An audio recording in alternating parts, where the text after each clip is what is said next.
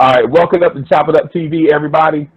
This is your man, Uncle Freezie. I'm joined by Simeon Russell, the owner and creator of NothinbutKnicks and the Front Stoop.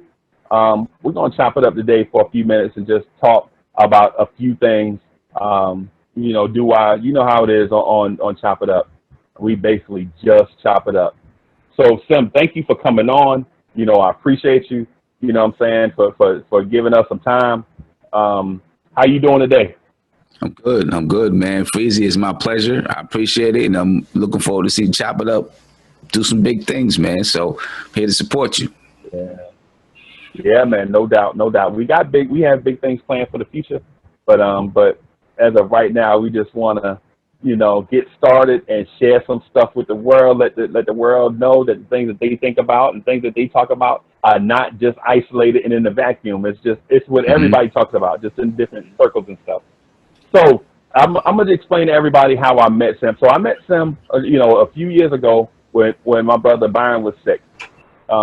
It was a weird situation. I would, sit in the room for like 20 hours with him and occasionally just come downstairs to the parking garage and just scroll through YouTube. I just be on my phone, just scrolling just to see what's going on. And I see this channel.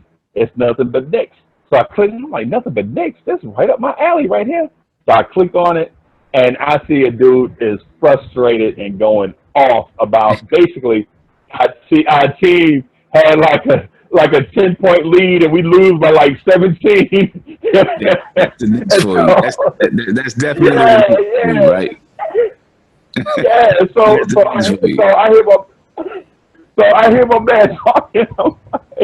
And listen, chop it up, y'all. Hey, my man is going off, and basically his frustration is the Knicks fan base frustration. Like, we get so close, have it in our hands, and then are in a situation where we have to make the wrong decision, and mess everything up. So, but anyways, I used to get on some show, like I'd be in a parking garage, it'd be pitch black dark, I'd be in my car, you know what I'm saying? I get on the show, and so everybody be like, man, this dude is in the dark, calling the show. Why he ain't in the studio or such and such? But at the time, they didn't know. My brother was upstairs, you know what I'm saying, in the hospital, slowly passing away, and I'm downstairs in the dark, man, trying to hide tears and stuff as I'm watching my little brother, you know what I'm saying, go through his struggles and stuff. But I found through that time of going through the thing with my little brother that I was losing like one person that was dear to me, but I was gaining a whole group of guys at the same time, you know what I'm saying, that was kind of helping me, get through this thing. So eventually, I got closer with the guys on Sim's show, and it's not even by some weird thing. It was just because the show was so organic. Everybody was real. Everybody said what they thought and felt. It wasn't like some super produced show where you kind of had predictable outcomes and all that stuff. I just found Sim to be the realest and coolest and classiest cat at the same time, and his guests that came on were crazy as hell, but they were real. And so I kind of got attached to him. Yeah. So I kind of got attached to him or whatever through that. They kind of helped me get through this thing, and so I've been a fan and a supporter ever since. Hey, Freezie, you know what's fun? It's funny, Freezie, how you never know what type of thing is going to pop up when a person is in a moment of need of something, right? You never know what's going to pop up that to provide you that, to help you address that need. You never know what's going to pop up, right? Just so happens you were scrolling and it popped up and it was exactly what you needed. I'm glad that I was able to provide that for you. I mean, that's, and I don't even want to say but the group was able to provide that for you. But you just never know, how, that's how life works sometimes. Sometimes things just pop up and it's exactly what you need at that moment. And then boom, a bond forms. Right. And you're able to and it helps you get through that moment, right? Right. And then when you have other moments, you're like, you know what, I can use this as a vice, a positive vice, because we all know people have vices that can hurt themselves, right? That can hurt themselves, health wise, physically, mentally, socially, emotionally, all of that kind of stuff. But a positive vice that can just help you get along. Even sometimes if you're not even actually being on the show, or sometimes just listening to hear other people vent your frustrations too. Because if you're a Knicks fan, we all got the same frustrations. Some a little bit more, some a little bit less. Some just don't want to deal with them and choose to close the team out altogether. You know what I mean? But still, just having a place where even if you're venting frustrations that don't have to do with the issue that you're dealing with in real life, you're still letting something out. Right. You know what I mean? And it ends up being positive for you, you know? Right. So let me ask you this.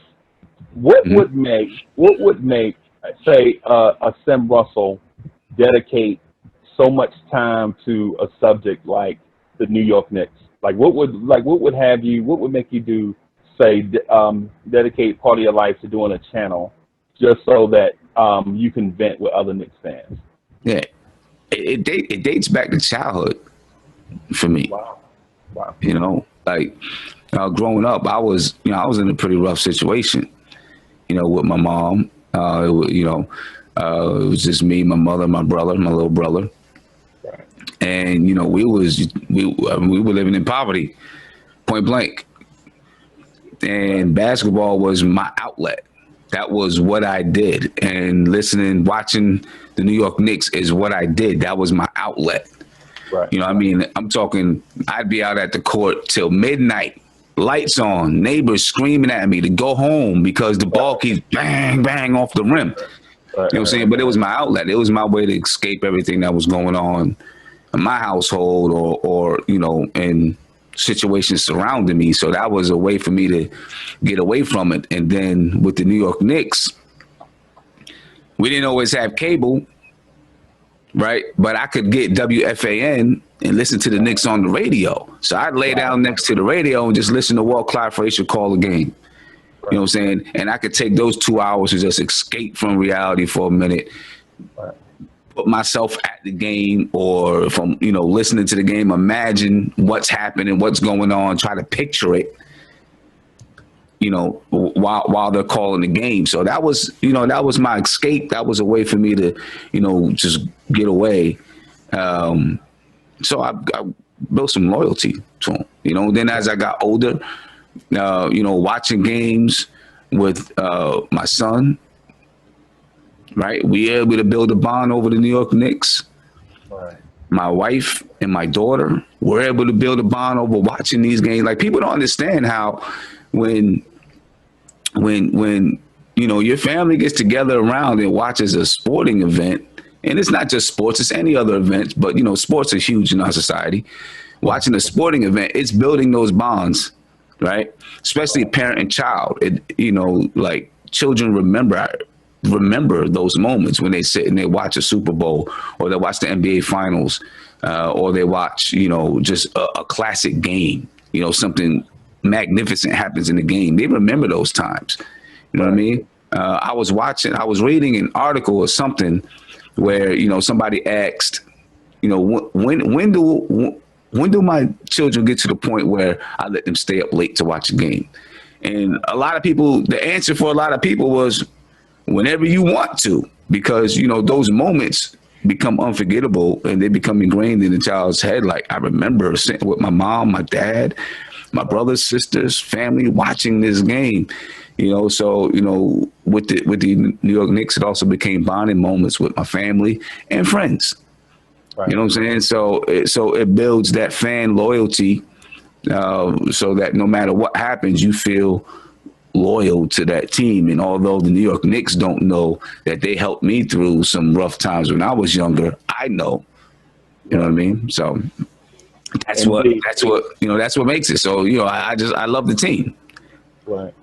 And so we remember things. We remember things differently. Like, let's say, as a as a man, you may look back on memories and say, hey, this was our teaching moment, man. I was teaching my son, basketball. We were sitting together. But then the son may be looking at it as, man, I was bonded with my pops, man. My pops who worked so hard, set aside this time. This was our moment, like in between the time that he was working or, coming home and eating dinner and getting some rest. Man, we watched the game together. And so as a man looking back on it, I remember me and my pops watching the Knicks on WWOR on Channel 9, right? You know what I'm saying? The Knicks and Mets, right, on Channel 9. So he was teaching me the game while we were sitting there. And so years later, after I have my own son, he was like, yeah, man, I remember sitting there with you, teaching you all these things about such and such. And I was like, man, I wasn't even listening to none of that stuff. Man, the thing I was doing, the thing I enjoyed the most was just having that bonding time where me, father and son can sit together over something that they both like something in common, and just kicking it, just enjoying that quality time together. And so I, my son, my youngest, because I used to think that way. I was like, yeah, we probably look at it a little bit different. So my youngest son, we had a conversation, right? He walked out the room, Sim, no lie. I almost fainted. So he walked out his room with a Joel Embiid t-shirt on. I'm like, son, what the hell is that? He was like, yo, I'm a Sixers fan. I was like, man, all this time we sit together watching the Knicks. Yeah. You're gonna walk out the room with a Joel Embiid shirt on? And he just looked at me and said, trust the process. And I'm like, oh, son, you breaking my heart, man. And so so when you were saying that just now about father and son, or whatever, however you enjoyed, watching your sports or whatever, it didn't always go like what you envisioned. Because my pops was a Dodgers fan, and I know I tell this story all the time, but my pops was a Dodgers fan because when he was coming up in his formidable years, Jackie Robinson integrated baseball. So all the black people we knew liked the Dodgers because of that fact, because they used to watch all white teams play all the time, and then the Dodgers said, hey, we have this black guy coming up in the minor leagues, eventually he gonna play for the big club.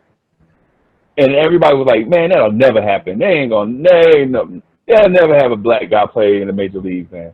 So eventually Jackie Robinson comes up, and my father was like, everybody at school changed their number to 42, whether it was basketball, football, baseball, whatever. Everybody wanted to, wear Jackie Robinson number because he was our guy. In their mind, he was their guy. So through the years, so my pops used to tell me these stories or whatever. And then finally, when I was old enough to handle myself, I was probably about like 6 or 7, maybe 5 or 6. He takes me to a game, and, the Dodgers had the best record in baseball. They had all the stars. They were playing in Hollywood. They were always on TV. And so he takes me to a game at Shea.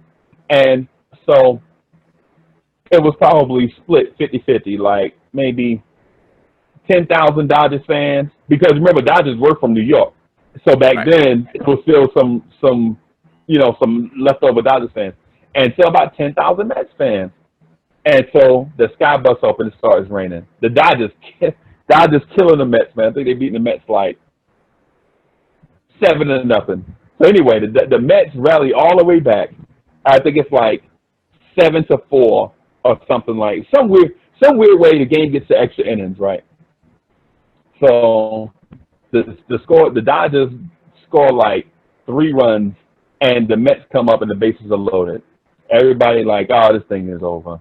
This game. Everybody saw heading to the bus, whatever. And I know I probably had the story twisted, but anyway. So this guy comes up. He hadn't had a hit in like 3 weeks, but the bases are loaded. But it's against the closer, the pitcher that's gonna be in the All-Star game, right? Mm-hmm. So this random dude comes up. They announce his name, and the sky busts open. It's thundering. Rain is beating down on everybody, and the referee is like, the umpire is like, hey, man, we're going to have to hurry up and do something. So We out there get soaked in the rain. That he was like, should I call it right here? Come back. And they're like, no, let's play. And so anyway, the first pitch out of this dude's hand, this scrub hits a grand slam to win it for the Mets. And all the drunk Mets fans are celebrating, throwing beer and stuff all in the air, and the Mets have fireworks going off, and it's raining, and the Dodgers fans are like, man, what the heck? To them, it was nothing. They just lost an extra inning game. They could go get out of town and go play Philly the next day. But for the Mets fans, we in last place, and we just beat the Dodgers in a walk-off grand slam. You know what I'm saying? So I turned to my pops, and my Uncle Leon was standing there. My Uncle Leon was like, don't you do it. Because I had to look in my eye as a kid. He was like, don't you do it. And I was like, hey, man, I'm a Mets fan. And everybody was like, oh, we brought you here to see the Dodgers, and you're going to be a Mets fan. And so anyway, you know, it's like those moments or whatever, like you spend watching with your people and all that stuff. And, you know, there's one, they expect one outcome. And then the next thing you know, your son walks out the room with a Joel Embiid T-shirt on. Right. A buddy of mine is a Bills fan, and he told me that the way that he became a Bills fan is, he was with his uncle. He's from Newark, right? He's from Newark, New Jersey, and he was with his uncle and whoever else, and the Cowboys and the Bills were playing, and you know, he was a kid. They asked him, "So who are you rooting for? And who is your team?" Right. And, you know, he wasn't sure what to do because he wasn't at that time, like really into football like that. He watched it casually, but he wasn't like into it deep like that. Right. But then his uncle told him, whoever you choose, you got to be that fan for life. For life. Right. And so he was like, I didn't know what to do. He said, but because he wanted to go against his uncle, you know, just a rivalry type of thing. He's like, I'm a Bills fan, right? So now he's a Bills fan for life. Now he's a Bills fan. The Bills ain't, you know, they went to 4 Super Bowls, 5 Super Bowls, whatever it was, couldn't get one. Now he's a Bills fan for life. Right. And he's from New Jersey. Right. And it's so funny how we form or pledge our loyalty to teams and people in circumstances like with me, I had no idea, you know, because we took the bus from our church to, you know, and so I was living in Jersey City, right up on the hill. This is a real bad place to live, man, super violent. It's even worse right now, right? But then you know, it wasn't necessarily safe for somebody my age to go nowhere. So I rarely got a chance to go see the Mets because I always had to have, you know, because it was in Queens. So, So anyway, we get on the bus, we go over. I had no idea. You know, I had Dodger stuff on. They bought me like one of those, you know, the plastic helmet where they would put a bag of peanuts, a little ice cream sundae in there, and maybe a hot dog, you know, for the little kids package or whatever, in a wristband for like the kids.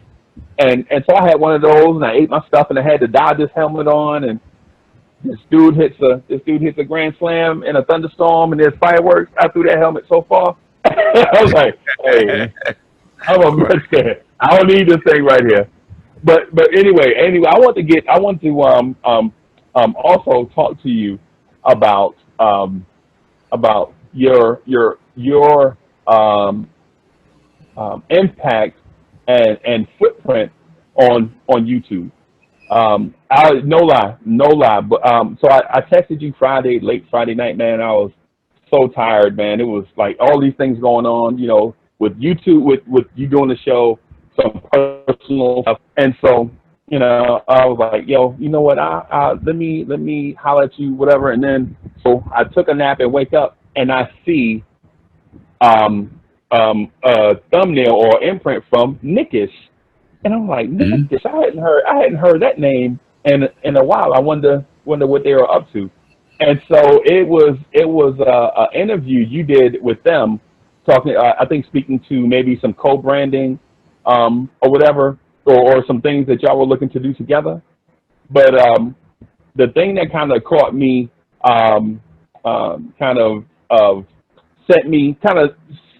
put me in this weird space was how they spoke about you, like in this exalted sense, right?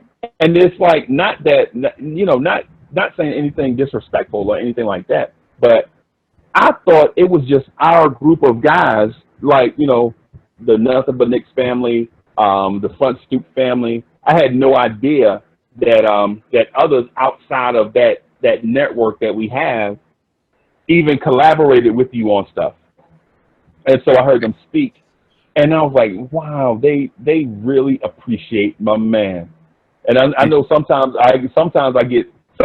man, when we talk, I know it seems like I get super sappy with you. That's not my intent. My intent is to give you like your flowers while you live, and kind of like what Noriega and them say. You know what I'm saying? Instead of saying stuff after the fact and then make it look like it's disingenuous. But when I heard the guys speak, I was like, you know what? Sim has a really positive imprint on YouTube where people look to want to collaborate with him. So where was that born out of? Was that just some random meeting, or did you have something planned the whole time? Well, first of all, let me say I appreciate it, man. I mean, real talk. I'm just a regular dude, man, that's trying to do some stuff. And if we can impact some people at the same time, then that's even better. You know what I mean? And that's what it's all about: trying to impact people, develop a network, and try to help everybody grow together. You know what I mean? But we can get into that kind of talk later. As far as Nickish, I was, I'm always, when I'm on YouTube, and like one of the things that I try to do with Nothing But Knicks and the Front Stoop is I try to open it up so that other people, can there's a lot of creators out there, right? And everybody doesn't, I feel fortunate that I was able to capitalize on, just an opportunity, and Nothing But Knicks, has become successful. Now, I mean, it's still growing. It could, there's still a lot that has to be done with the channel. But for what it is right now, it's successful for what it is right now. And I feel like, there are other creators out there that, want to do some stuff. And I feel like, I can partner with these people and say, hey, come in here, do some stuff. Let's build this network.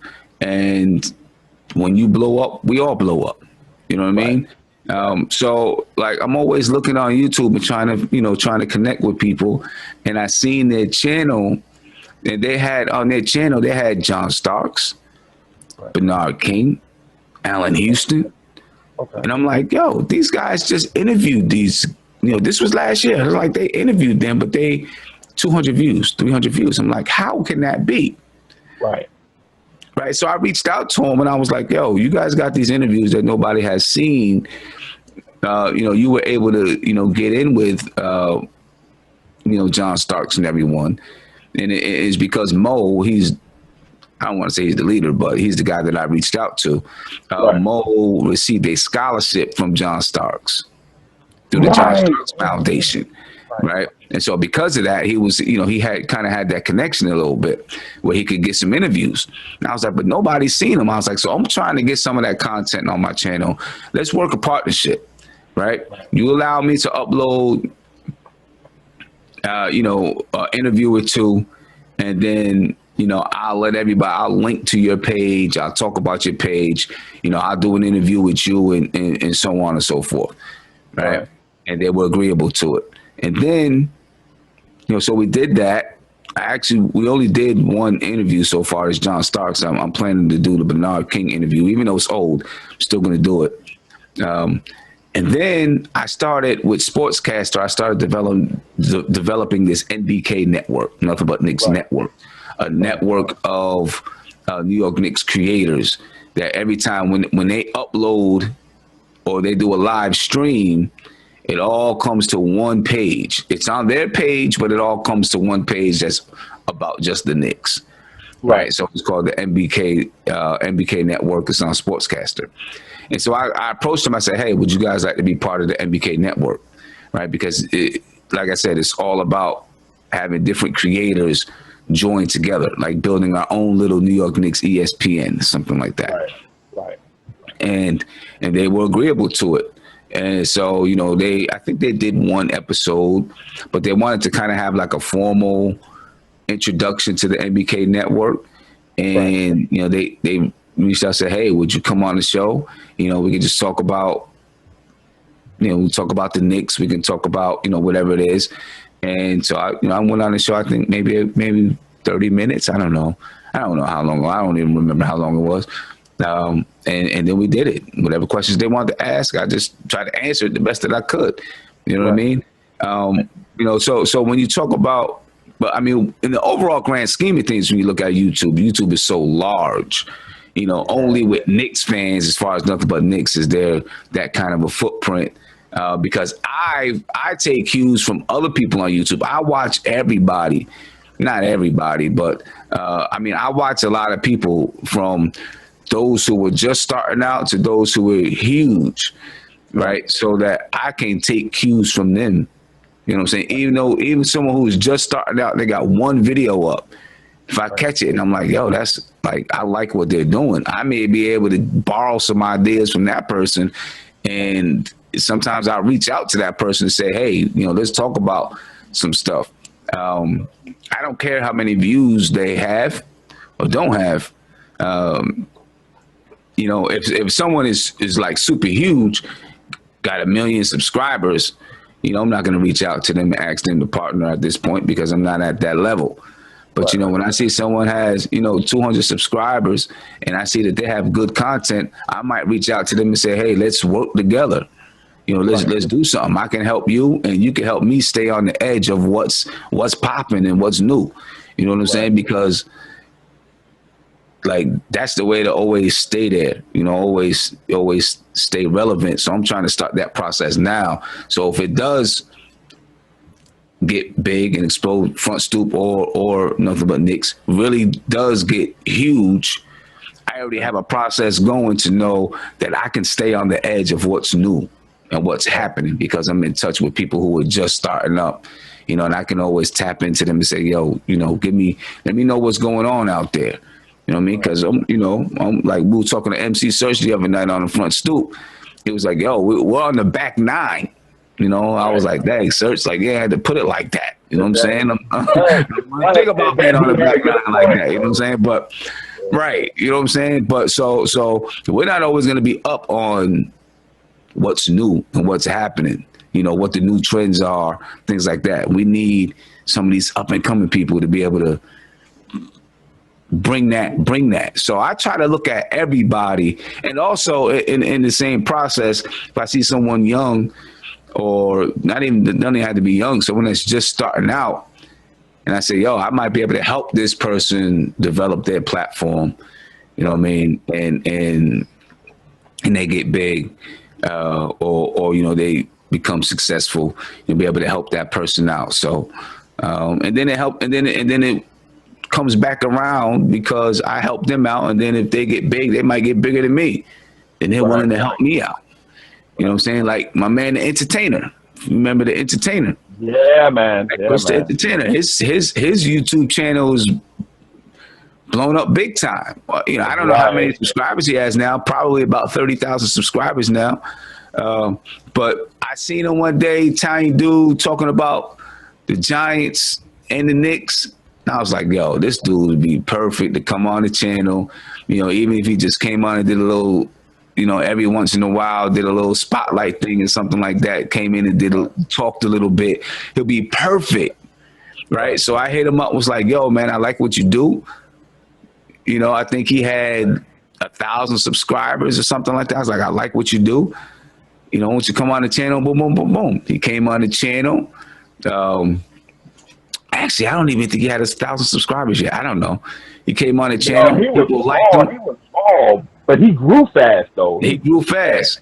You know what I'm saying? He came on the channel. People liked him. I told him, because he was worried. He was like, how they going to take it? Like, and he was a little bit nervous to even talk to me about it, right? He was like, it's all black guys on your channel.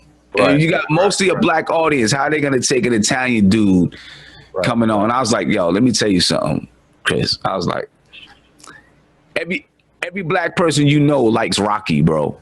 Right. I'm telling you, every black person you know likes Rocky. I was like, you good. You'll come on, like people, you know, there'll be some jokes about the Italian accent and this and that, but people will like you. You know what I mean? And he came on and, you know, we would get on there and chop it up and talk, and, you know, he would do his thing. And it was good. And then I went on his channel a couple of times. And then now, you know, we both got our things going on, so we haven't been in touch like that to do any work together. We will, you know what I'm saying? But, you know, he's doing his thing. So, But you know, you know the key thing about him though, and I'm sorry for interrupting, but the key thing for him is that he is a genuine dude. Like yeah. I spoke because I think I had missed social media for maybe like 2 months or so. I was just going through, you know, the job change, like the change in career. Like and I'll just say this real quick. So I used to be in this asset management thing, and I spoke to a lot of people from different backgrounds and such, and it was like the boardroom kind of, you know, boardroom guy speaking to investors, being around them. So I was developing into like this certain type of person. Like I didn't have time for people anymore, and it wasn't like something that I noticed at first. But once I caught myself, once I looked in the mirror and found out who I was kind of, you know, becoming, I wanted to back away from that and just do other stuff. And it aligned with, and so I used to drive an hour and a half to work and whatever. And at the same time, my brother was, you know, the thing with my brother that I touched on before was going on. So I kind of backed away from that, from all these things, so that I can really be Uncle Freezie, you know what I'm saying, instead of being, you know, Ken Free, this corporate guy, blah, blah, blah, you know, whatever. And so I backed off social media for a little bit, and he hit me up randomly, just like, hey, man, you know, where you been? You know, we hadn't seen you for a while and blah, blah, blah. And I told him, like, man, you know, I got this thing with my brother, man, I'm not working. I'm trying to find out, you know, trying to, you know, carve out a niche or whatever. And he just basically hit me up and talked to me just randomly about stuff. And it kind of sobered me because, you know, a lot, when you have a lot of stuff going on, or when I have a lot of stuff going on, I kind of get focused on trying to balance all these things. And sometimes I lose sight of what's going on in the periphery, like things that are important. You know what I mean? And so he spoke to me about these things, and it was like, you know, this guy, the entertainer, this random dude I used to talk to in the dark in my truck, you know what I'm saying? This dude is actually a person. So even though I see this avatar and I see these videos and all this stuff, this dude, the entertainer, is actually a real live person, a really good dude. And so what I found was, in that, even though we do these videos and we talk about these different topics, and, you know, we work on content, production value, views, links, shares, network, all these things that we, behind all this stuff are real live people. And most of them are really good people. You know, once you get to know them and they get to know you, they understand that, you know, even though I'm Uncle Freezie on YouTube, I'm actually, you know, a dad, a husband, you know, a son, somebody that's trying to do positive stuff in the community and things of that sort.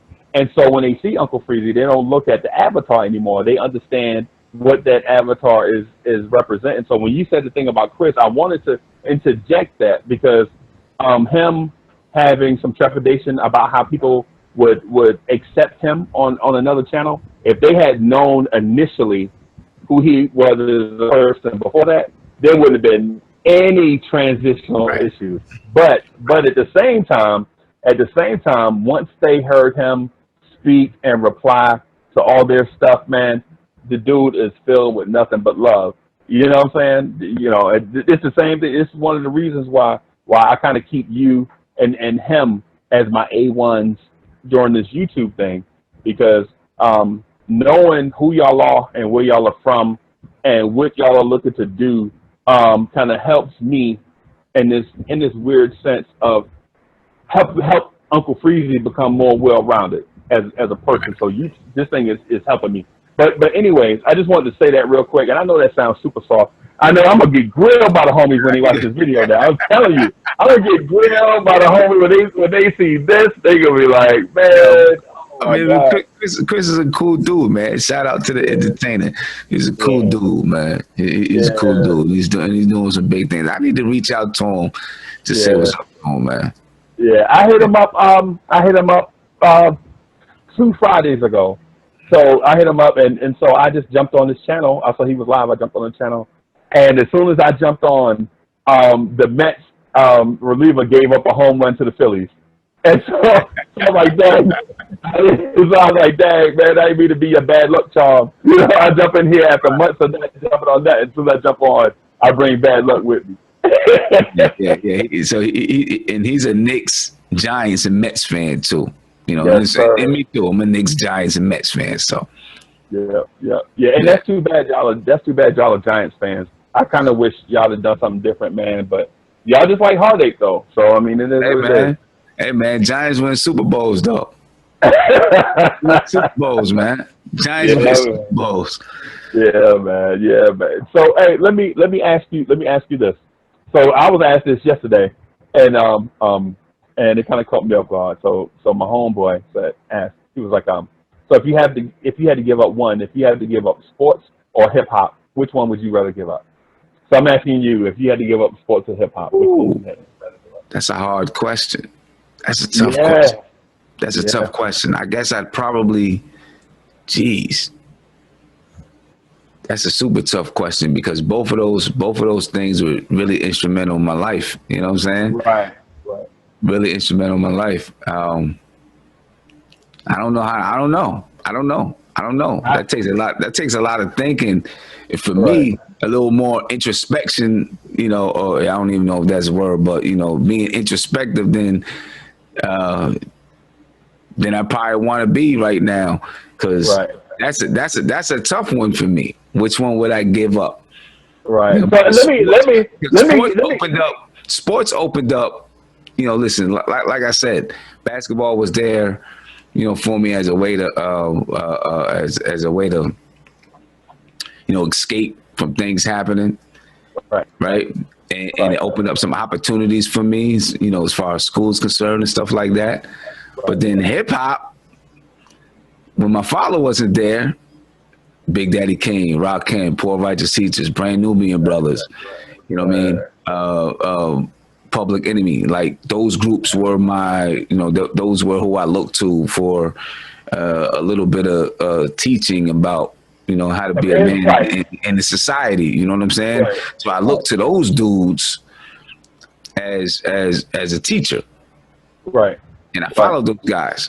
You know what I mean? So either one that I give up, I'm missing something important, something essential. Like, yeah, that's a tough one right there. It's really tough because the thing. Okay, so the thing with me is so I have boys, right, but I also have a daughter, right. So my boys were decent at sports or whatever. You know, they're big guys. So they're big guys that could run. See, I was either, you know, because I'm tall, but at one time I was skinny, so I could either run. You know, be a big person that could run, or you know, as I got older, I got stronger, right? But I was never like the total package like those two. They get out of the bed and run fast.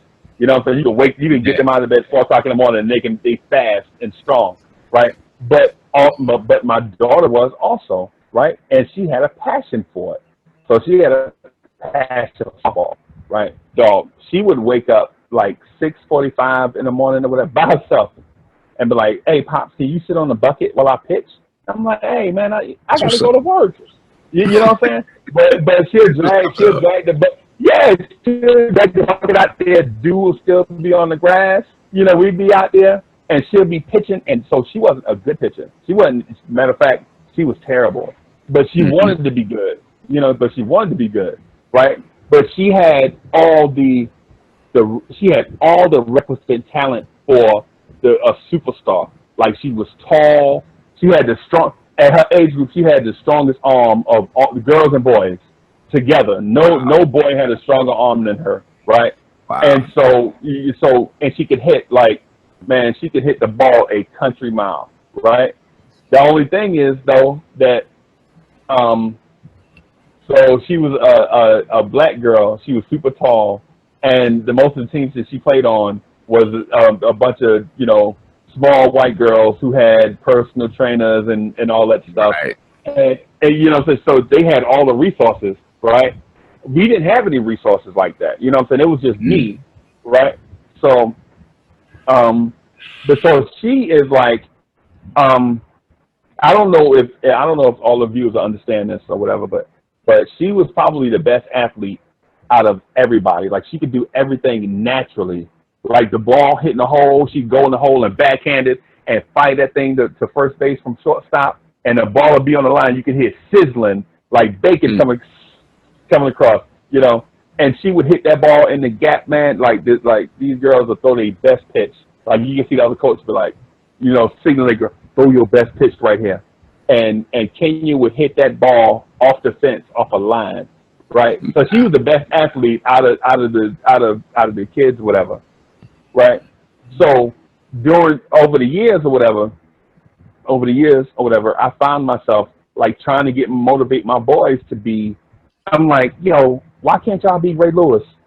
You know what I'm saying? Or why can't I motivate y'all to be? Because they had these dudes were like, no lie, they'd be like 14 years old. Like my oldest son was like 14. He was like 5'11", like 220, right? And then he continued to like grow over the years. So right now I think he's like 6'3" or something like that. But anyway, he had all the requisite talent or whatever. But my daughter, man, had all the talent in the world. And I'm saying this because I don't know if I can eliminate sports, because I spent a lot of my time bonding with my daughter over sports. Like all these practice hours, all these hours on the road, going to all these tournaments. You know what I'm saying? All these schools, University of South Carolina, coming to see this one girl, and my daughter is an 8th grader, and the scouts is over there looking at my daughter like, how old is she? Is she an 8th grader? So all these University of Georgia, University of Tennessee coming to see all these girls, and my daughter is hitting balls in the gap and going in the hole and getting all this stuff. And so we go into all these camps and all this stuff. And so we bonded over that. Like our father-daughter relationship is basically, the one we have today is basically because, we spent that time doing sports, traveling all over these places over, just over sports and stuff. So I don't know if I can eliminate, sports, but at the same time. And I'm with you on that, because it's the same way. I coached my daughter AU basketball. Right. And high school. So we did a lot of traveling all over the East Coast, up and down the East Coast, man, from Pennsylvania down to Atlanta, playing in tournaments. Me, my daughter, my wife going to visit schools, that were trying to recruit her and all those kind of things. And of course, you develop a close relationship and a close bond. So, to eliminate sports, I did the same thing with my son, right? Traveling up and down, playing in tournaments, coaching every day in practice, because I was coaching the team. Practicing 3 to 5 times a week, and then playing on the weekends like this. That's a lot of time, and you're just building the relationship and building the bond and building the relationship. But at the same time, my kids listen to hip hop, and we share moments in hip hop, just talking about the music and sharing music with each other, and taking lessons. Talking like, something happens and then we talk about it and it turns into a lesson just through having a conversation. You know what I'm saying? So that's also something that we share. Right. That's a tough one. That's probably a tough one for a lot of people. Right. But this hip hop thing though, man, this hip hop thing is tough because, so I'm 47, right?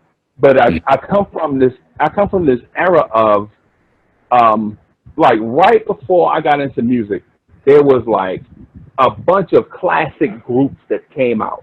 Like there's like this, like Kool and the Gang, Earth, Wind and Fire, the Rolling Stones, Beatles, all these classic legendary groups came out and was putting out music right before I could dictate what I like to listen to on the radio. You know what I'm saying? So I mean, yeah, Isley Brothers. Like my father had a record collection, and it was like all these different artists or whatever. And so that was like their thing. So I listened to their stuff, but it was just not what me and my peers dug. Like we dug portions of the music. You know what I'm saying? Like the singing was okay, the horns, the funk.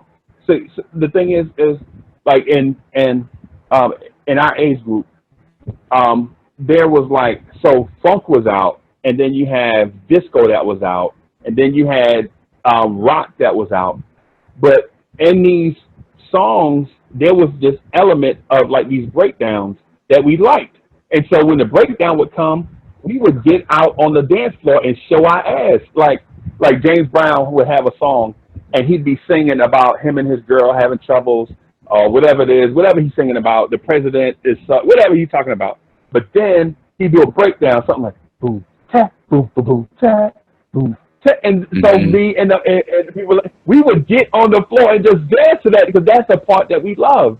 And it was like it would be in rock, it would be in any category, right?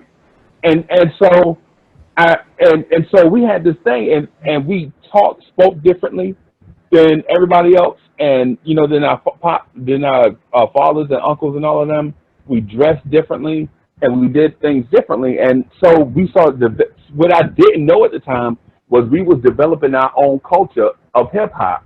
I didn't know it. Nobody knew it at the time. We just knew that what we was doing was different from the generation ahead of us. You know what I'm saying? Like my pops was like, "Yo, I'm gonna let you get my record, but don't you come back here with those scratches on it." And you know that record cost me $5. And I'm like, $5? Y'all got good jobs, man. Yeah, $5 ain't nothing to you. But anyway, I say that behind my back because I ain't want to get knocked in the head. So anyway, so we would take all these records, man, and just go, and all we would play was like these breakdown parts. And eventually we got smart enough to just record it on the radio and just, you know, play. And it was so archaic, man. It was like, you would hear like the tape feed, it'd be like, and then you hear music, and then you could hear when we clicked on the button, and then you hear the tape feed, and then there'd be another one. And then so we heard this dude, Eddie Chiba, right? So Eddie Chiba used to be, you know, for chopping up people, Eddie Chiba used to be like a DJ, but he used to rap. And the word rap basically means how we used to talk to each other on the street. Like, hey, let me rap at you, little fella. Let me holler at you, young. Yeah. So you know, eventually, you know, we finally started doing our own thing. But that anyway.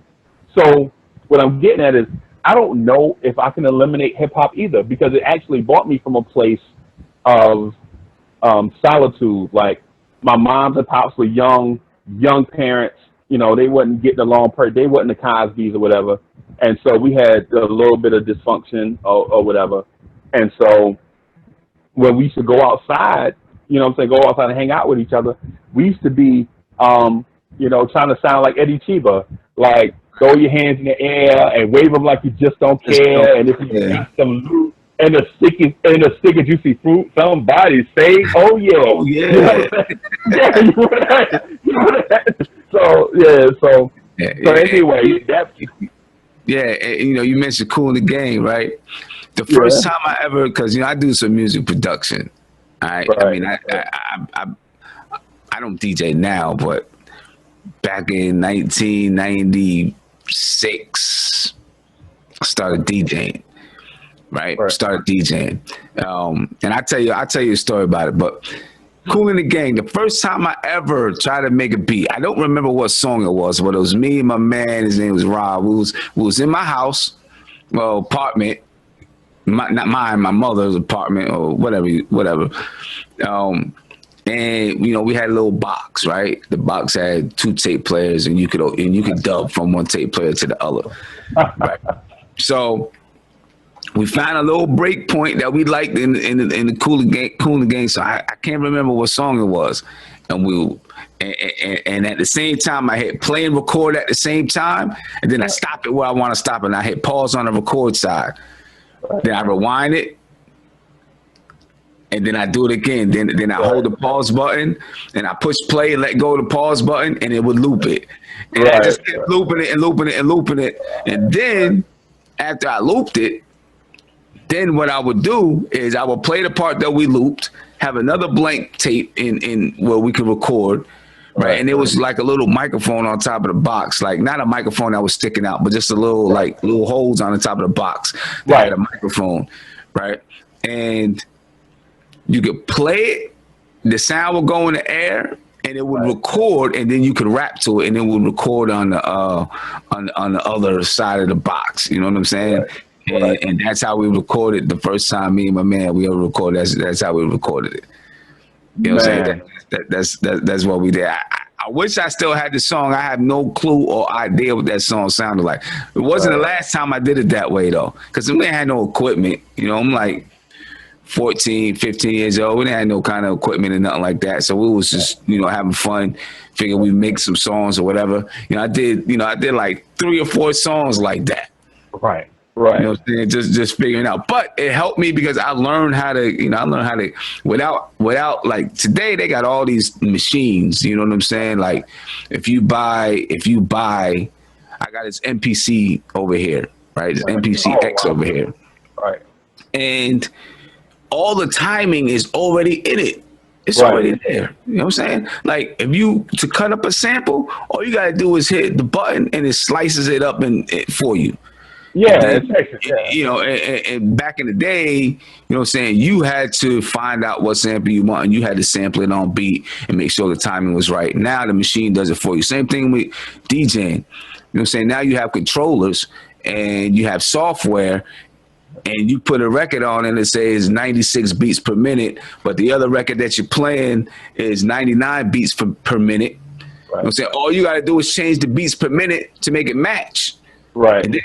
And then you got to have good timing. You know what I'm saying? You know, to time it up so that you can mix it, you know, so you can blend it if you want to. Back in the day, it wasn't like that. You know, you had your 2 turntables and you physically, you had to hear it. Yep. So, you know, you really had to practice. You had to do a lot of practice, right? You had to do a lot of practice. Whatever kind of studio you had, you know, you had to sit in there, work on your mixes. Right. You know, try to figure out, okay, which record's gonna sound good together, this and that. You know what I mean? And then when it came time to perform, then you did it. Then you put it out there, right? But you had to work on and understand. You know, I mean, you could see. I mean, there were records that would have, you know, with the beats per minute on. You know, it would have it on there. You know what I'm saying? But you still, and it had it on there, but you still had to adjust the speed of the record so that you could make the beats per minute match up. You know what I'm saying? And then you had to maybe put a little mark on the record on the you know, the paper that's in the middle of the record. The label, right. The label, you know what I'm saying? You might have to put a mark. Okay, this is where this starts, depending on what kind of record it is. So if it's a single, you can do that. You can do it there. But if it's an entire album and there's a cut you want to play from the album, then you might have to find another way, use a crayon or something to mark it like, okay, this is where I'm going to start this track. Right. You know what I'm saying? So that you know, because you can't scratch it with a pen or something like that, because then the record's going to scratch. So you got to mark it with a crayon or something that doesn't ruin the record so that you can, so that you know, okay, this is where I start this song, this is where I start that song. You know what I'm saying? And then you get it on there, you can hear it, boom, boom, boom, boom, and you know, and you're ready to go. You know, today it's not like that. Today, it's easy. You take a song, you cue it up in your software, and wherever you want to cue it from, wherever you want to start that track from, that software will remember it. Yeah. So once you cue up the song, it's already at that starting point. You don't have to, I mean, the first time you cue up the song, you have to say, okay, I want to start here. Yeah. Now, every time you cue it up, it's there for you. Yeah. You know what I'm saying? Now, I guess it's the same process, but it's just easier now. I used to walk around with 7 crates of vinyl records. I know that. Vinyl records. You know what I'm saying? I go into a club, and got to keep running out to my car. 7 crates, 7 crates, 7 crates. You know what I'm saying? Now, I mean, I don't DJ now, not like that. But now all I would have to do is come in with my laptop. Right. And have all the songs on my laptop. I may not even need to have the songs on my laptop. I might have a few, but I can connect to Tidal. Right. And be able to access any song that I want. Right. You know what I'm saying? And, you know, I was never a DJ that was, you know, big on, you know, like when I was DJing, I wasn't about trying to cut everything up. You know what I'm saying? I was more like make sure that I had good timing when I throw on the next record, understanding when to throw on the next record, how long to play a song, you know, and you know, good blends and stuff like that. Right. You know what I'm saying? So that it could blend. Today, right. You know, you barely even have to practice because like you got all these effects that's in your controller. You know what I'm saying? If you throw on a song and you can't find the right song to blend next, all you gotta do is throw a bomb on the record and go into the next song. Or a horn. Throw a horn on the joint and go into the next song.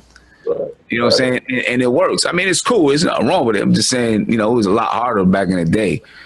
You know, it was a lot harder. It was a lot harder. You know, I took when I started DJing, I was in college, right? So I had received scholarship to play basketball in college. I only played a semester.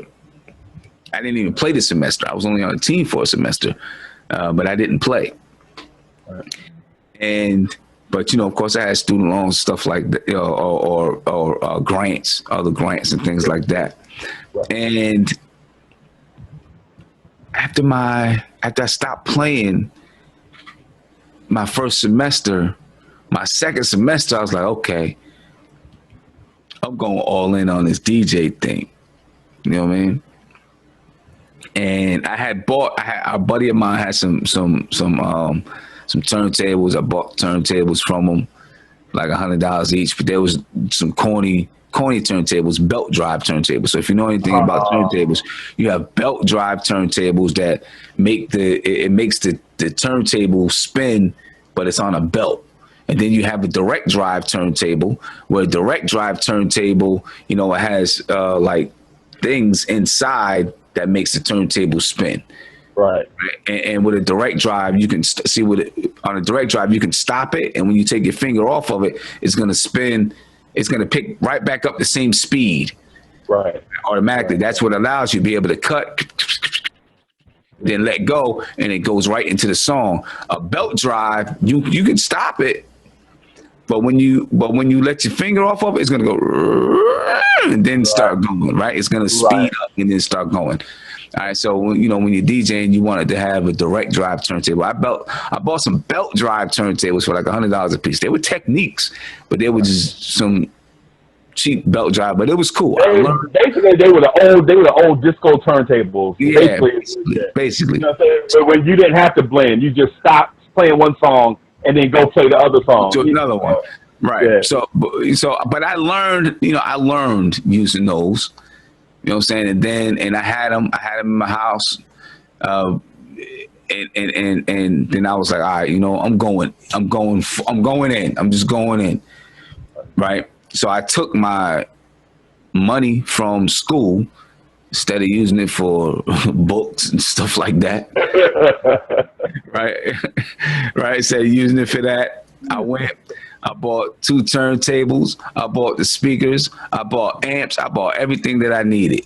And I started DJing. Some people was like, yo, you crazy. You just spent $3,000 on all that stuff. I was like, yo, I'm serious about this. Right, you know what I'm saying? I bought that, and I bought some production equipment. You know what I mean? And I set me up. I had a room. As a matter of fact, I only had 2 bedrooms in the place that I was renting at this time. I was like early 20s. It was me and my son. I took my bedroom and I gave it to him, and then his bedroom was smaller. I turned his bedroom into a studio, and I just slept on a couch. Wow. I just slept on the couch because I was like, yo, this is my studio where I'm going to be doing work. You know what I mean? And I had it all dressed up with stuff on the wall and all this because, see, what happened, me and my cousin, we were supposed to be going into a DJing business. Right. Now, he he was in prison. He went to prison. Okay. And I was like, all right, well, check this out. You know, I told him, well, before we decided that we was going to do the business together, I already had the idea. I already had the plans, right? So I was like, cuz, this is what I'm doing. I was like, I'm buying this DJ equipment. I'm going full-fledged into this thing, right? And he was already an MC. I was like, so, yo, this is what we're going to do. I said, I'm going to start DJing now. And then when you come home, you know what I'm saying, you're going to be my MC. Right. You're going to be my MC. And then what we're going to do, the plan was that we were going to find a comedian to come along with it. So now every time we went to do a show, right, he was the MC. He would introduce everything. He would bring the comedian on. The comedian would, you know, do his thing, her thing, whatever. And then we DJ. You know what I'm saying? So, like, whenever you hired us, you would get an entire show.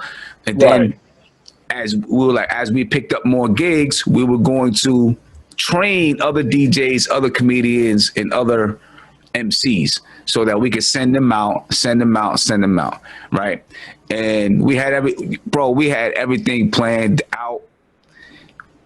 We came up with the name. The name was Flavor Boogie Productions. That was the name. Right. And that's so 90s, by the way. That is so 90s. You know what I'm saying? Flavor Boogie Productions. He drew the logo from prison.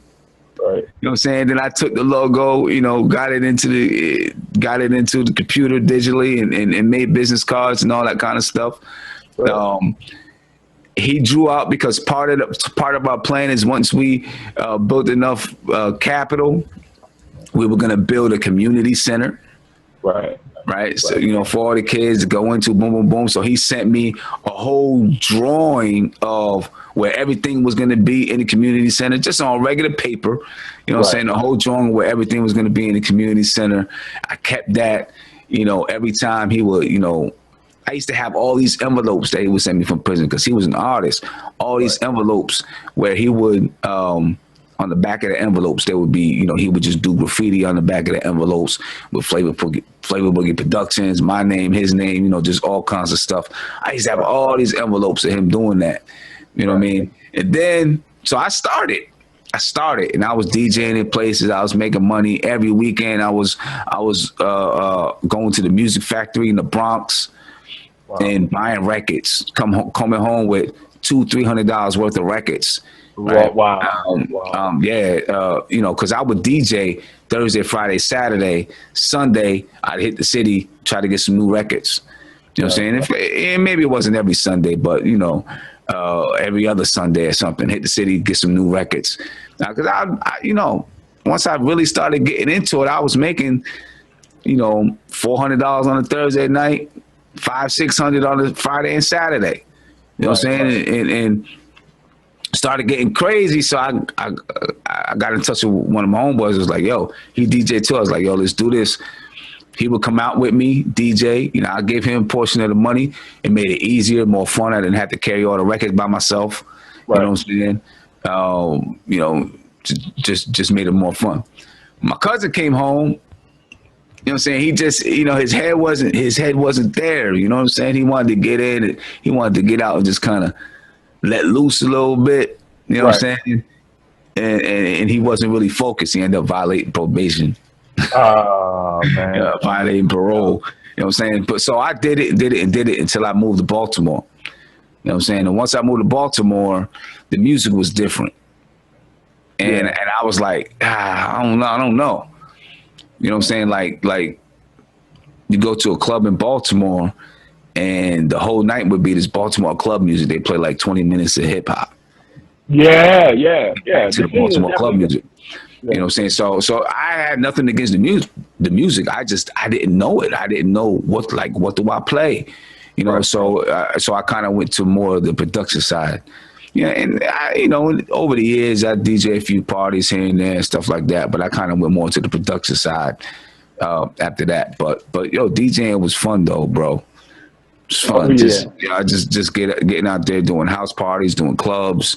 You know, I was never a big name person. I always opened up for the big name person. But there was still some money in it, though. But there was still money in it because, like I said, sometimes I would be the main guy, but there would be smaller clubs. Smaller clubs. I'd be the guy for all night. But sometimes I would just go open up for. I was in upstate New York in Albany. All right. And so you had the big name DJs that was around there, and so I would open up for them. So if they was getting, because the big name DJs, like they didn't want to be there for the time from 10 to 1 when people are just getting in, because in New York, the club stayed open till 4:30. So from 10 to 1, they're like, yo, I'm not coming and doing that from 10 to 1. I'm not just going to be spending whatever while, everybody's still walking in. Right. So it was my job to do that portion from like 10 to 1. The warm-up DJ. Basically, the warm-up, that was my job. And then, about 1 o'clock, they come in, dap me up, they take over. Right. You know what I'm saying? And, that was cool for me because then I got to stay for the whole time that they was there. I get my little $400-500, free food, free drinks. Hey, I'm gonna tell you, it was no problem. It was cool. It was cool with me. And I was building. I was trying to get to where, they was at. Build some clientele. But you know what though? I'm gonna tell you something practical. Man, you've been knowing me for like 3 or 4 years, right? So you know, practical is number one with me. So there's not many jobs where you can do something that you enjoy and make $200 an hour. Yeah, man, for real. Exactly. So you do exactly what you want to do, the way that you want to do it. With the mindset that you want to keep the party going. But you can keep the party going however you want to and make $200 an hour. An hour. That's crazy. Yeah, there were nights, man, when I'd make, when I was opening up for someone, it might be 300, 350, right? And I'd go there from 10 to 1, play the records. I get there at 10 sometimes and nobody be there. Right. Just playing the records. For the first 45 minutes, I'm playing records, nobody's there. Then people start to get there, and then what would get me mad though, sometimes, it'd get to be like 12:45, and I got some things rocking, and then now, this dude wants to jump in and take over. I'm like, all right. Yeah. You know what I'm saying? I'm like, all right, but it was cool. You know what I'm saying? It was cool. It was fun. It was fun. I don't think I would have the energy to do it now. Right. You know what I'm saying? Because it does take a lot. Not the physical stuff. Because the physical, you don't have to carry as much stuff now as the DJs did back then. But staying sharp with the music, like what people want to hear. Exactly. Staying sharp, going out to these places, all these places every weekend. Even though you're only working a few hours, and you just, you're at a party chilling. You still got to stay sharp throughout the week. I just don't think I would have the energy to get out and be bumping around from spot to spot all weekend long anymore. You know what I'm saying? Because back then it was like I would go someplace, I'd get there at 10, I'd DJ till 4, get out of there 4:30. Me and my boys, we go grab something to eat. I get home at 6, wake up, 10, 11, go play some ball. Right. Catch me a little bit of rest and then go back out the next night. Right. You know what I'm saying? And, that's that could be tiresome, bro. Right. Right. And it doesn't sound like, and as somebody that's, older, that sounds like, man, that's nothing, but it takes a lot of energy. You have to be straight to sharp all the time, because all it takes is like for one bad night to happen, and then people won't come. You know what I'm saying? So you always got to be on point with everything. You want to keep that crowd. Yep. But hey, so you said something about your son and about, the bedrooms and stuff. And I was talking to one of my homeboys, Dan Johnson. He's a man. The dude is phenomenal, man. The dude is a rapper. He's been doing it ever since I've known him. He's been putting out music forever. But we we didn't talk music yesterday. We actually talked about fatherhood and how awesome it is. You know what I mean? Like how awesome it is for a father and a son to have like this bond and be together, and how confident the sons are around their pops. Like when I give you an example, so I used to call my youngest son Stuntman, right? Because every time I was around, he would do stuff like climb up on the bar and just dive off on the floor, like doing wrestling moves, right? And I'm like, son, what are you doing? And he just jump up and start posing like, oh, I'm a superhero or whatever, like when kids are little, right? And so and it's the same one that walked out the room with the Joel Embiid shirt on, the one I could have just. But anyway, so yeah. But the thing is like when you watch, so for the fathers out there, man, it's an amazing feeling. Like whether you see them born or not, but when you are rolling them out of the hospital, you know what I'm saying, towards your car, and you like tucking them in the car seat or whatever and bringing them home for the first time, it's like this feeling of everything in my life has changed, and I have to do everything in my power to make sure I be there for this person, right? We walk down the aisle, we may walk down the aisle and marry and stuff, and that relationship it's special in its own right. You know what I'm saying? But when you're talking about bringing the baby home for the first time, and see, I had twins, as a matter of fact, so I'm bringing both of them home, and it's ironically, it's the same time the Knicks were losing to the Spurs, and but that's a story for another day. So I'm bringing them home, and I feel like I have to become a different person, a more improved person. Now that's my mindset. Now I'm not saying that's how everybody should feel, but my feeling with that is I felt like my life going forward is totally different. So when you saw your baby, right, and you bring him home, how did that make you feel versus being a basketball player, a hip hop head, potential DJ and all that stuff? Like, how did you balance those two things? Yeah, well, first of all, I think it is just this natural thing that comes over you that's like, without even thinking, just this natural instinct that, okay, I'm a protector now. Right. Okay? I'm a protector of a life now.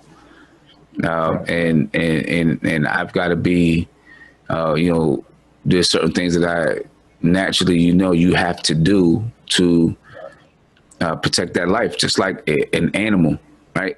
I don't know if the mother sits and thinks like, okay, here are the things that I have to do, like humans do, because humans do that. But once those pups or kittens or whatever are born, naturally they just start doing certain things to take care of the child, right, to take care of the pup or the kitten, right? And I think with me, it was just this sense of responsibility, like, okay, I am the protector of a life. And I could feel it, that I had to do some things different, and that impacted my entire thought process. You know what I mean? When I decided to be a DJ, my son was already born. Right. But part of my decision was, that I wanted to grow something. I wanted to grow something that was organic. I wanted to grow something that he would be proud of me of, and that I would be able to pass to him one day. You know what I mean? Were you ready? Were you ready to be a father? Even though the baby was coming, were you felt like you were ready to take that transition? Like with me, I knew the baby was coming, and I still felt a certain way until I actually saw them. I don't think any person is ready. I don't know if there is a way to be ready. You know what I'm saying? Just like you can see somebody who is 98 years old and they're ready to pass away, and you can prepare yourself as much as you want, but when it actually happens, the emotions that come behind it are going to happen regardless, no matter how much you prepared, and you still might feel like you're not prepared for it. I think it's the same thing. You know what I mean? And then, but those who, this is when your true character gets tested, right? Those who have that strong character and that strong will, even though things get tough, they're going to be able to, they're going to be able to rise up. You know what I mean? And, those who maybe don't have the same character, they may wilter a little bit until they develop that character. And then also, because I have a son and a daughter, and the feeling was a little bit different with my daughter. Right. The feeling was a little bit different because with my daughter now, I had this feeling like, I'm going to be the first man that she ever meets. Right. You know what I'm saying? And so, what the picture that she gets of me is what she's going to take out there into the world.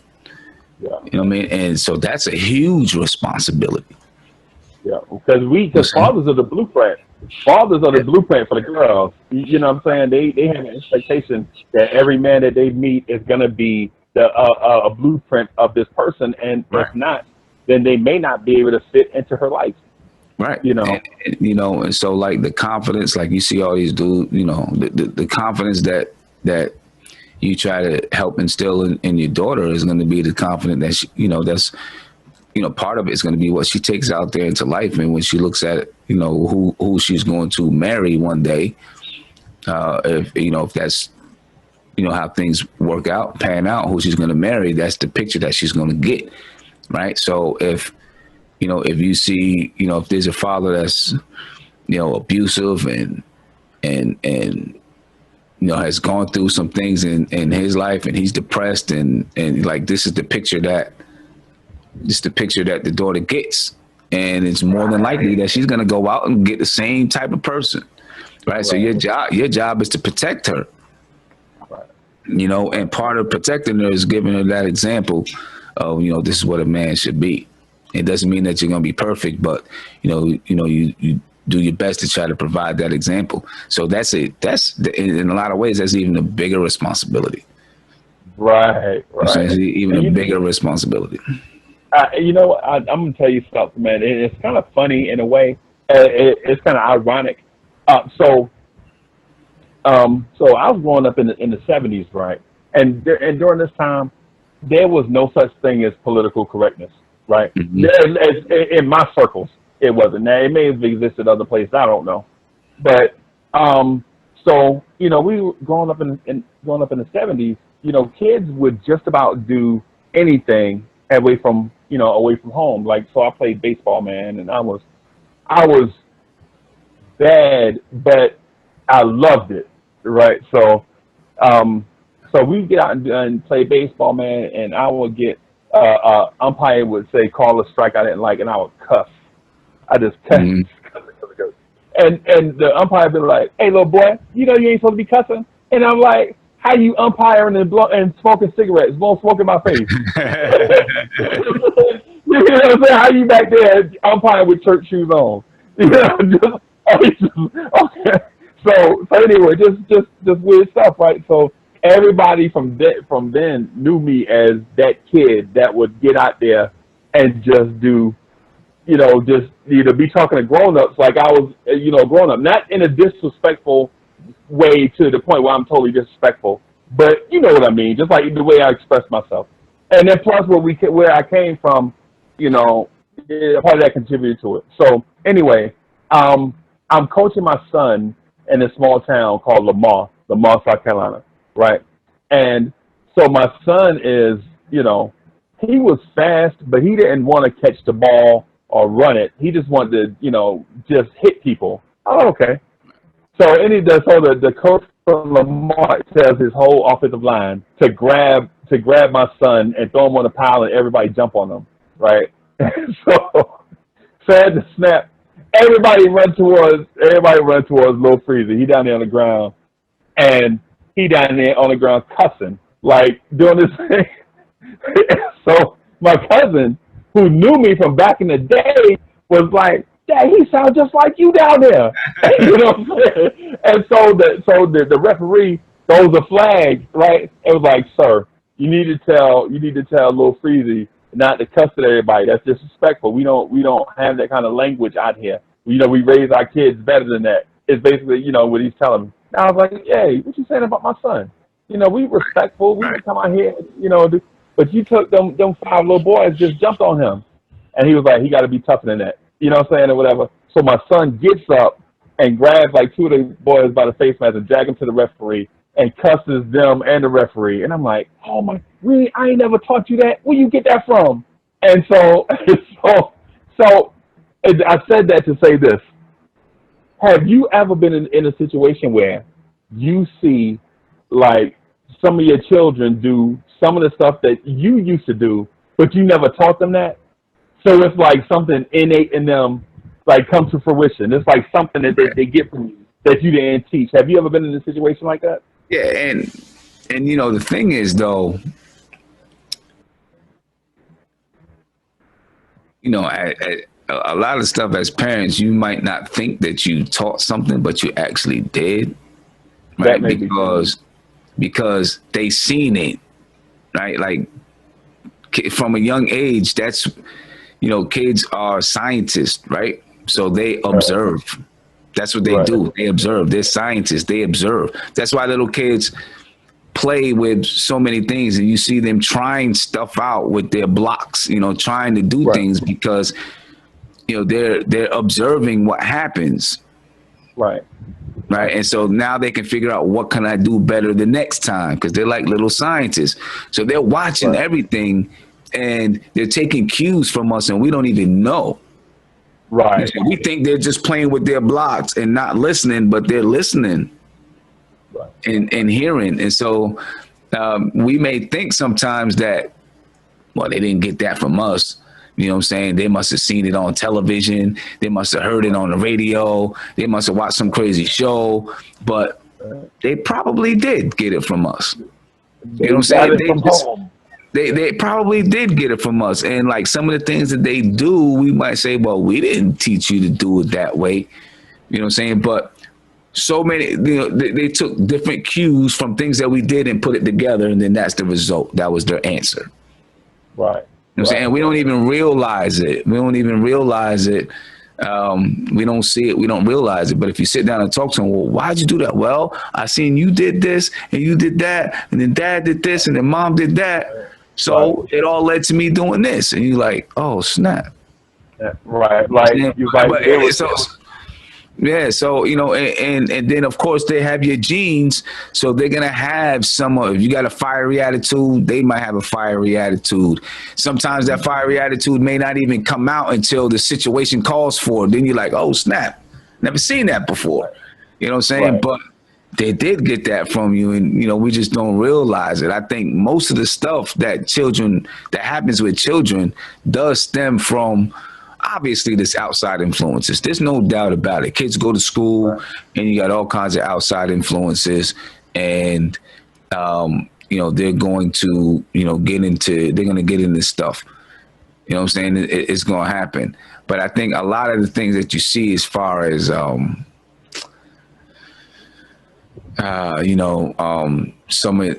character, inflections in their voice, stuff like that, body language, things like that, the way that they react to certain things, a lot of that I think comes from the parent. Even if the parent doesn't think that they taught that, I think it comes from the parent. Now, obviously, there's going to be outside influences, right?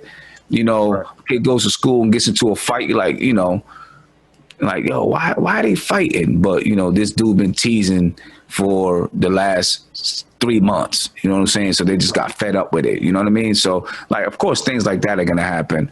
But I think things that have to do with character and those type of things, it comes from home. Even if the parents don't think that they taught it, they did somehow, some way. Without knowing, without sitting down and saying, hey, you got to do it like this. Still, they taught it because kids observe all the way up until, once they turn into teenagers, they think that they don't observe, but they still observe. They think they got it all together, but they still observe. I think most people, me, just speaking for myself, I'll speak for myself. I observe all the time. When I go into a room, believe it or not, kind of a quiet person. You know what I mean? If I go into a room with a crowd of people, I just sit there and listen and watch. Don't really speak unless I'm spoken to. For the most part, I don't really interject. And it's just how I've always been. You know, I try to get the temperature of the room. You know what I'm saying? You know, and so I just watch people and observe and listen, you know, get the temperature of the room. And, you know, I'll eventually, you know, open up a little bit, but I try to watch people and right. See who's what. So I know, you know, I kind of go into the room and I know I'm not hanging around this dude, not hanging around that dude. This dude seems like someone I could chill with for a minute. Like, try to get the temperature of the room like that. Right. You know what I mean? I observe. So, you know, and kids. I hear you. I hear you say that. I hear you say that, but I heard how you got on Isaiah one day. Man, I'm like, this dude is a lion. I forget what Isaiah. Oh, you know what? I think Isaiah may have. Hey, shout out to Isaiah also. But Isaiah may have. But burnt up chicken at your house or something, and he said, instead of understanding smoking up somebody's house is not good, he kept referencing or asking, well, how'd the chicken taste? We're like, you almost burnt down my house, but how's the chicken? Yeah, you know, I'm not gonna lie, the chicken was good. He did a good job. The chicken was good, bro. He can cook. Isaiah can cook. I give it to him. The chicken was good, but he did almost burn down. You know, had the house smoking. Like, I don't even have a chimney and smoke was coming out of the roof.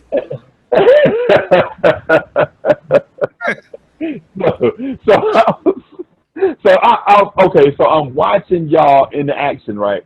So Isaiah was like, hey man, I know I had the house smoky and I know we had to lift up the windows and I know your neighbors was coming. The neighbors was coming like, yo, what's going on? But how's the chicken? It was like the funniest thing that I heard like all week. Like this dude literally was about smoking out somebody's house, but was interested in how the chicken tastes. Yeah, but I saw you get on him, man.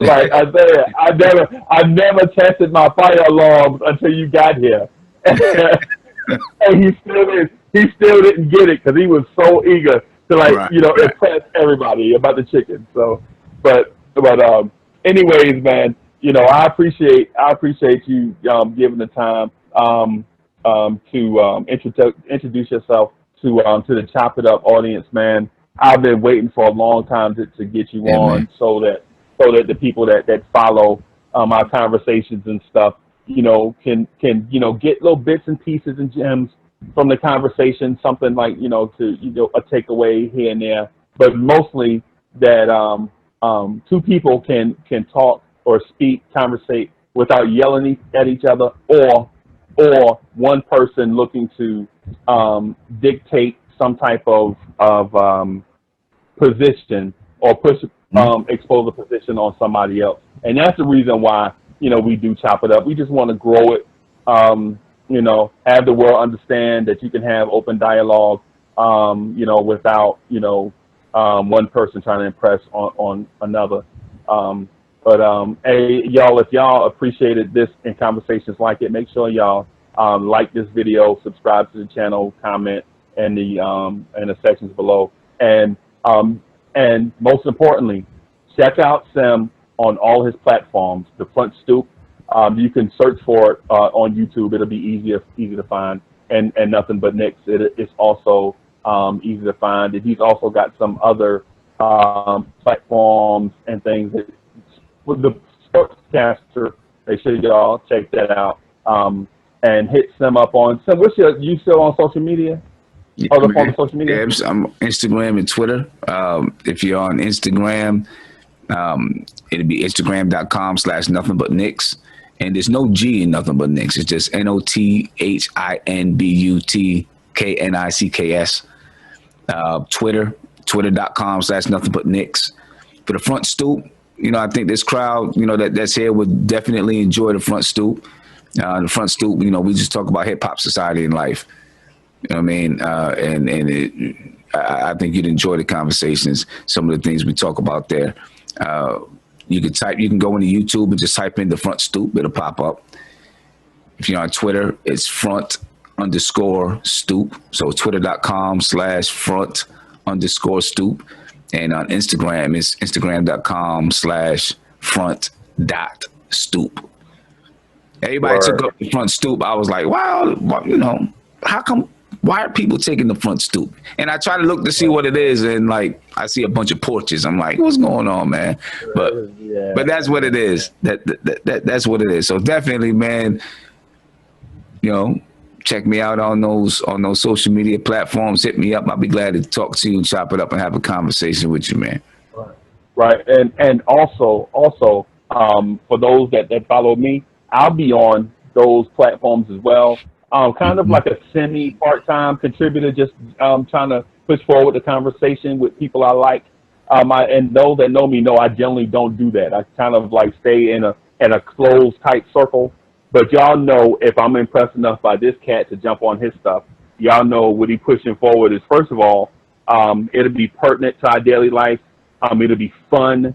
It'll be safe, where you can go and talk and continue the conversation in a safe place where you don't have to worry about your words being misconstrued or people, trolling you, and for the most part trolling you or whatever. So again, thanks, Sam, man, for coming on. I'm gonna let you get back to the rest of the Sunday. And for those that's on Chop It Up, listen, I'm changing the name of the channel to On and On, and the reason why is because when you search for us, a lot of y'all can't find us. So we want to put, have a name where you can come out and find us, and in that way y'all can enjoy the videos at y'all leisure and such. Again, thank y'all for watching this video, and I'll holler at y'all later. All right.